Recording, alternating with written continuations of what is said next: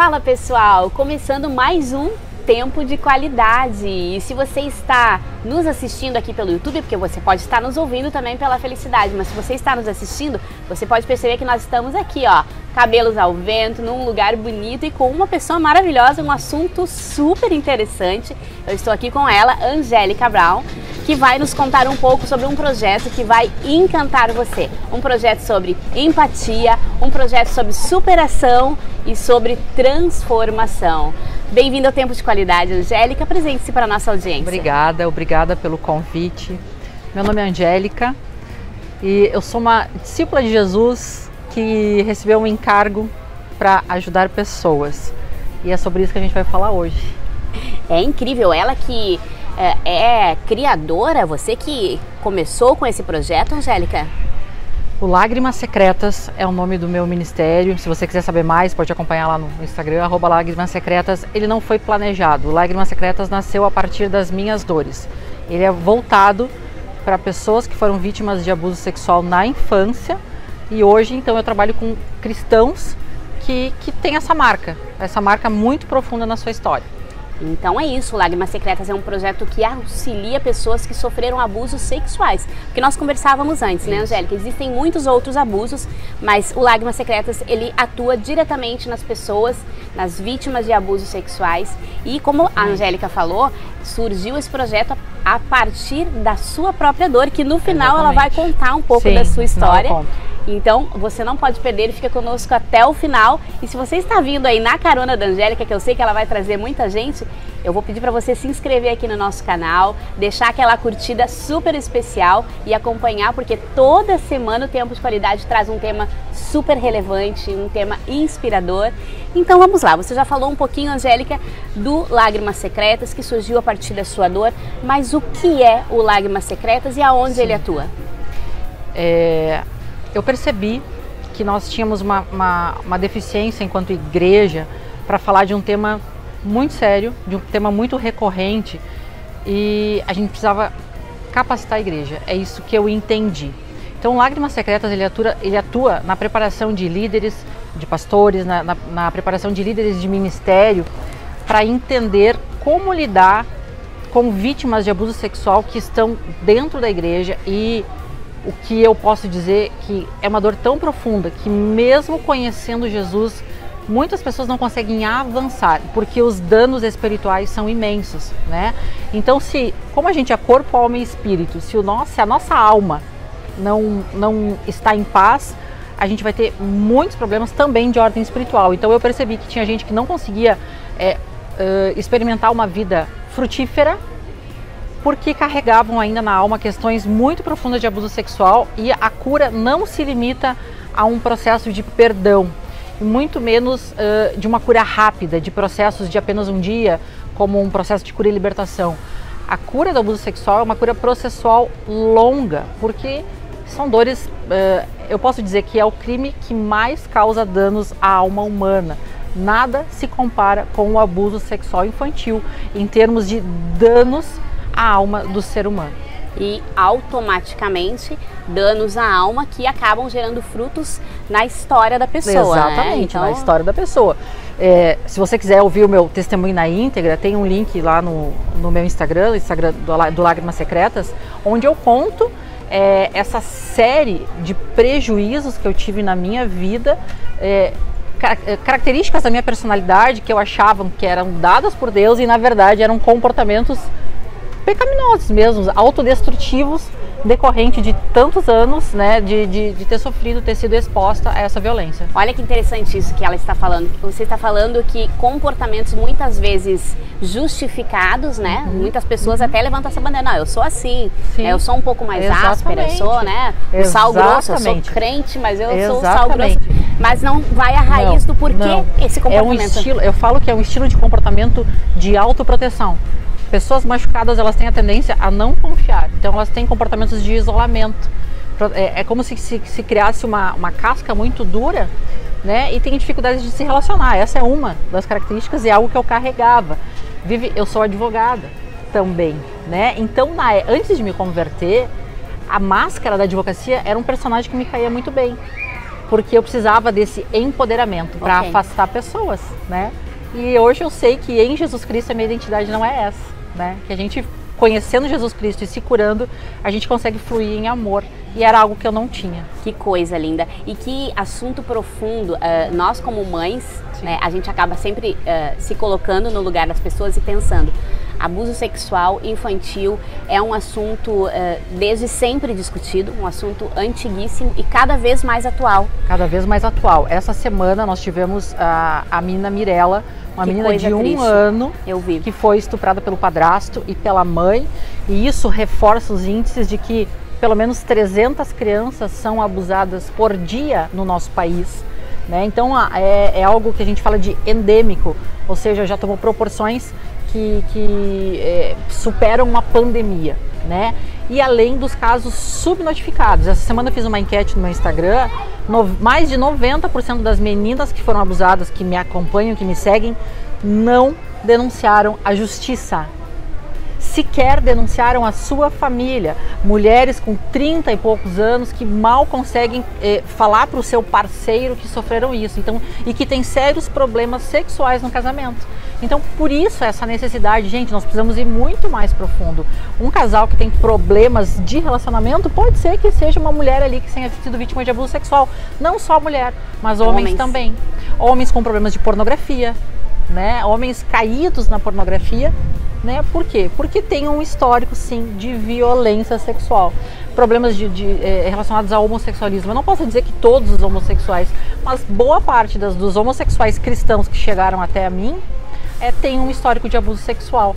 Então o abuso sexual é a raiz de muita coisa e a gente precisa amadurecer como igreja para falar de assuntos difíceis. E que complicado, né, Angélica? Tu falasse mais de 300, quais são os dados? 302 por dia, 302 crianças por dia. Isso no Brasil? No Brasil, dá 12 por hora. É um número muito alto. É um número quando a gente está aqui, 12 crianças estão sendo abusadas por hora. E nos assusta porque muitas vezes nós como mães, que Deus nos proteja, mas não conseguimos identificar os nossos filhos do comportamento deles, porque a grande maioria dos abusos são casos de amigos ou até familiares. Exatamente. Um dos tabus que o Lágrimas Secretas martela muito é que o abuso sexual ele não acontece com violência. Ele acontece com manipulação e ele geralmente acontece em lares onde a criança não se sente muito amada.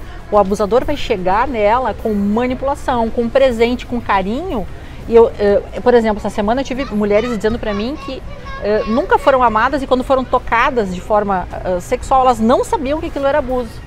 Então o abusador ele é manipulador e geralmente, então, nós temos padrasto, pai, tio, vizinho, amigo, primo, um índice muito grande de primos, né, e tios.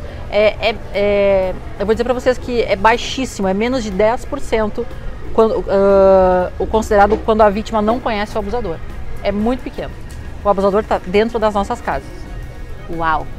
Chega a ser assustador, né, Angélica? É assustador. Quando eu contar pra vocês a minha história, vocês vão ver, é assustador mesmo. Vamos aos sinais. Eu estou ansiosa para ouvir a história da Angélica e depois vocês vão ouvir um pedacinho dela, muito resumido aqui no final do nosso programa, mas se você quiser acompanhar e saber direitinho todo o testemunho dela, ela vai dizer qual o arroba do Instagram dela, para que você entenda a profundidade e a propriedade que a Angélica ministra sobre isso.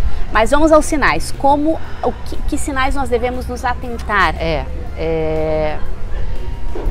Crianças que estão com a sexualidade despertada de forma muito precoce, né? Comentários de crianças sobre órgãos sexuais, querer tocar em órgãos sexuais, né? Crianças que começam a desenvolver de uma hora para outra compulsões, tipo uma compulsão alimentar.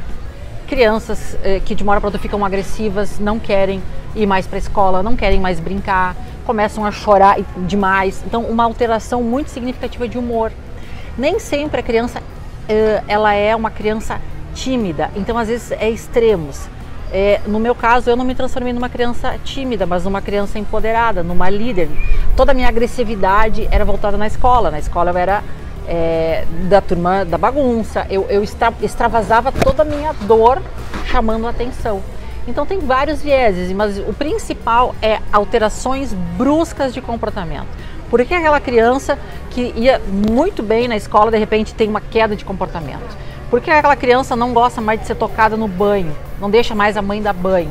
Então a gente tem que observar os sinais. Ela era uma criança muito alegre e de repente, de uma hora para outra, é uma criança que ficou tímida, fechada dentro dela mesma. Então, nessa enquete que eu fiz essa semana também, pouquíssimas pessoas contaram para os pais. A estatística é que apenas 30% das vítimas de abuso conta imediatamente para os pais. Se ela não encontrar uma casa onde ela sinta confiança nesses genitores, ela não vai contar. Se tiver um genitor muito brabo, eu tenho medo eu não contei porque eu tinha medo do meu pai matar. Né? Eu não contei porque eu tinha medo da minha mãe se matar. Então, se não tiver um ambiente estável emocionalmente, essa vítima não vai contar nunca. E tem a questão da culpa também, né? Porque muitas vezes as crianças se sentem culpadas e ficam com medo de os pais punirem até, né? Então, assim, não existe aquela... Então, assim, sempre dão sinais, Angélica, sempre tem algum sinal que a gente precisa ficar atento. Tem que ficar atento. Eu dei sinais, infelizmente, naquela época não se falava sobre isso e ninguém notou. Falar sobre isso é algo que sobre isso, dizer para a criança, olha, ninguém pode tocar o teu corpinho, somente a mamãe pode dar banho, não pode ter segredo entre você e outras pessoas. Olha aí. Né? Não, segredo é só com a mamãe, né? Segredo, então, ensinar a criança, não, eu tinha um segredo com o titio, né? Não tem segredos, né? Eu só tenho segredo com a minha mãe.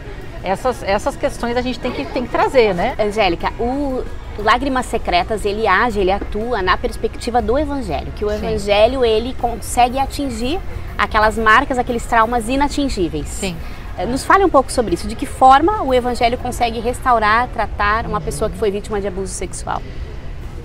Bom, eu aprendi que havia um dano espiritual muito grande, né? Havia um grande problema de paternidade, havia um grande problema de orfandade deixado pelo abuso sexual, havia um problema muito grande de confiar em Deus e me tornar, e as vítimas de abuso sexual se tornarem pessoas autossuficientes e colecionarem uma série de problemas por não conseguir ter uma vida de dependência de Deus, embora cristãs.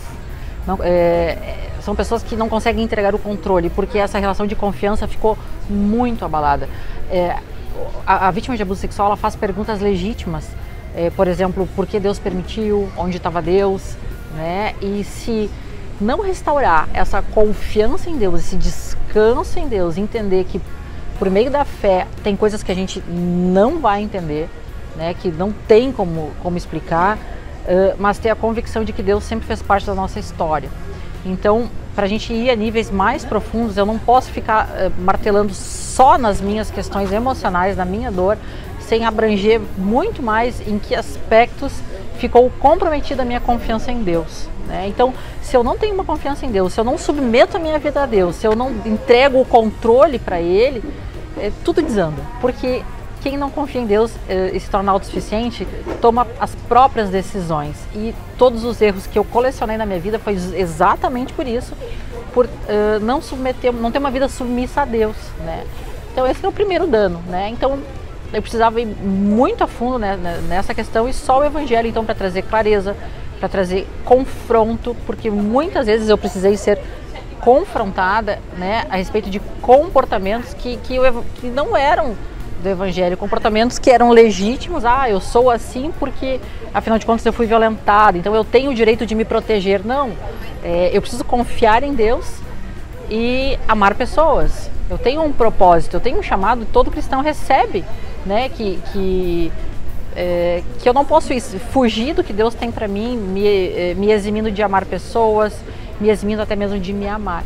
Então é bem complexa essa questão e somente o Evangelho pode trazer essa luz. Acho incrível tu citares o confronto que o Evangelho traz, porque normalmente quando tratamos comportamentos e atitudes, né, de pessoas que sofreram abusos sexuais, normalmente, como tu falaste com muita propriedade, nós culpamos ou damos endereço para as nossas atitudes referente ao Sim, que sofremos. ele justifica, né? E o Evangelho não, o Evangelho ele confronta e traz a responsabilidade. Exatamente. Porque é muito pesado nós falarmos de culpa. Uma criança não tem culpa pelo que passou, né? Mas as responsabilidades das atitudes após isso são da pessoa. É porque com certeza Jesus entende essa dor, ele conhece essa dor, né? E o sangue de Jesus, ele veio para curar todas as feridas, inclusive as de vítimas de abuso sexual, né? Que coisa linda. Então, comportamentos, pecados, por exemplo, as vítimas de abuso sexual, elas são pessoas iradas, extremamente iradas, são adultos irados,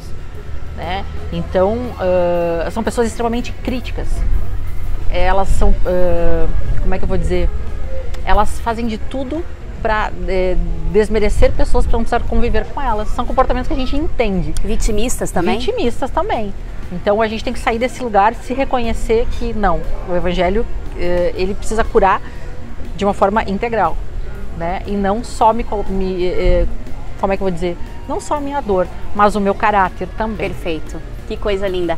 Vamos falar das igrejas, de que forma eu acho que existe uma necessidade muito grande, não apenas na perspectiva do abuso sexual, mas existe uma necessidade muito grande das igrejas entenderem a necessidade de serem mais atuantes em todas as áreas dos cristãos, sim, né? E vamos agora trazer então para isso, de que forma as igrejas conseguem ajudar pessoas que chegam até os templos com machucados, com feridas, vítimas de abuso sexual. Eu, pelos anos que eu estou na igreja, pelos retiros que eu já ministrei, pelas palestras que eu já ministrei, já chegou a 50% de turmas de retiro, 30% em todas as ministrações tinham cristãos que haviam sido abusados, né? E a primeira forma de ajudar é criando um ambiente de vulnerabilidade onde essa pessoa não precisa ter vergonha de falar das suas dores. Então a gente precisa falar. A primeira coisa que a gente precisa fazer é falar. Em toda a igreja tem vítimas de abuso sexual e esse abuso deixou marcas, que está comprometendo a vida espiritual dessa pessoa na igreja. Então, ter uma mente livre para a gente falar das nossas questões de alma, né?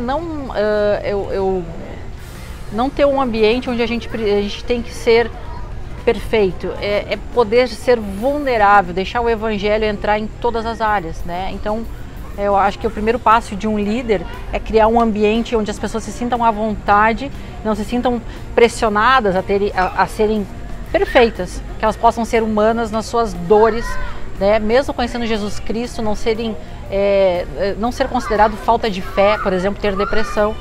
Vítimas de abuso sexual têm depressão. Então, às vezes, a gente ora por depressão e não mexe na questão profunda do que causou essa depressão. Então, é mais um trabalho de conscientização, de esclarecimento. Eu tenho muito material gratuito lá no Instagram, que é suficiente para qualquer líder montar uma palestra. A gente pode fazer palestra online. Eu acho que a capacitação, o treinamento, essa é a igreja que o nosso tempo atual pede, clama por uma igreja que seja integral na questão de alma e espírito. Depois nós vamos deixar aqui disponibilizar o contato da Angélica, o arroba dela, para que você converse com seu pastor, ou se você é pastor e está nos assistindo e quer de repente fazer com que a sua igreja ajude pessoas, né, que sofreram de abuso sexual, pode estar conversando com a Angélica. Mas agora vamos à tua história. Já estamos nos aproximando do finzinho do tempo de qualidade. Como tu conseguiu transformar uma história de abuso sexual, uma história que poderia comprometer todo o restante da tua história em uma história de superação, de empatia. Conte um pouco para nós essa história.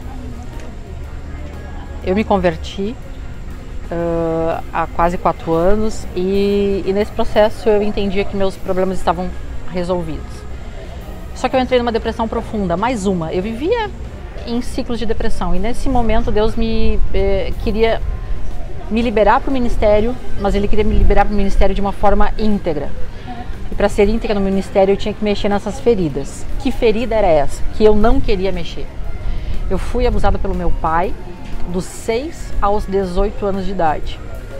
Eu calculo que foram pelo menos mais de 500 estupros propriamente ditos. A minha mãe nunca viu nada, né? Eram um lar muito disfuncional. A minha mãe emocionalmente era uma mulher muito doente. O meu pai não cumpria o papel de homem da casa. Então, assim, eram os papéis completamente errados. E nisso, então, meu pai me fez vítima durante 12 anos, né? Eram abusos que aconteciam de forma semanal, que roubou toda a minha infância, me descaracterizou ao ponto de eu chegar aos quase 40 anos e não me reconhecer, não saber quem eu era, tanto que esse era o meu clamor por Jesus Cristo, porque eu não sabia quem eu era. E eu tinha que ir para esses lugares de dor. E eu precisava passar por esse vale da sombra da morte, eu precisava ir para esses lugares para me curar, né? Para chegar e ver que Jesus estava comigo. É uma história muito pesada e hoje eu entendo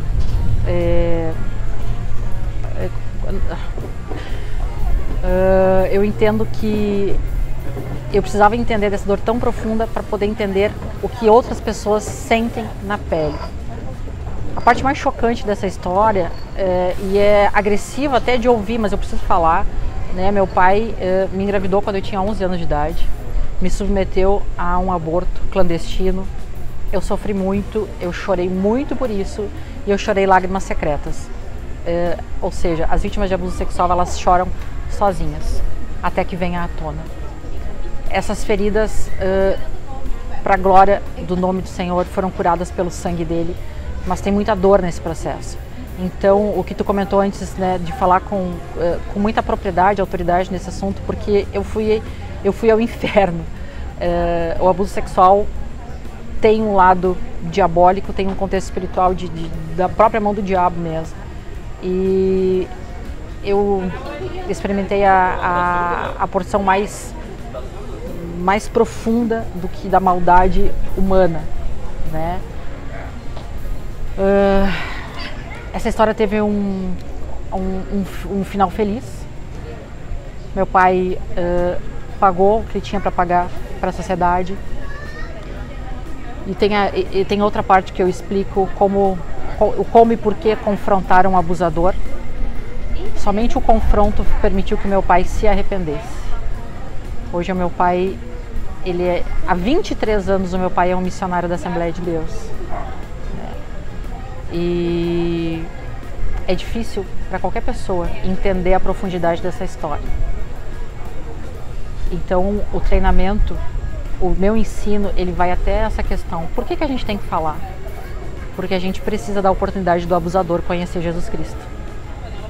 Foi só assim que meu pai teve a oportunidade de conhecer Jesus e se arrepender de tudo que ele fez, né? Eu não tenho convívio com ele, levou muitos anos para eu conseguir perdoá-lo. O perdão também, ele é um processo, a gente não tem tempo de eu explicar isso hoje, mas não se exige de uma vítima de abuso sexual que ela perdoe, sem que antes ela restaure muitas outras coisas.